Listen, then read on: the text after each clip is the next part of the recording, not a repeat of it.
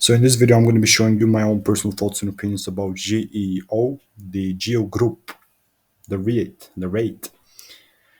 Yeah, like previously, I had a pretty beautiful prediction, and we're going to get straight into it in a second. You're going to see my own thoughts and opinions, obviously. Now, disclaimer: nothing on the channel constitutes professional and/or financial advice, as stated in the video. Just 2 seconds prior to this, I'm going to be showing you my own personal thoughts and opinions. So these are not financial advice. So the video that you're watching is not financial advice; it's just my own thought and opinion. So let's get into it. Today we're 15% up. Clear the highs out.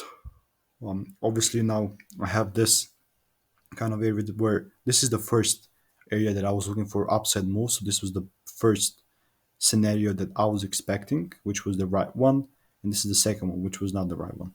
Now I'm still gonna use the daily chart, but in this situation now we have another range right here. I have the demand area, and now I'll still have the highs. Okay, now I love how this is moving higher and higher, and I'm obviously expecting the same thing to continue to clear out the highs. Stay tuned. This is my opinion for right now.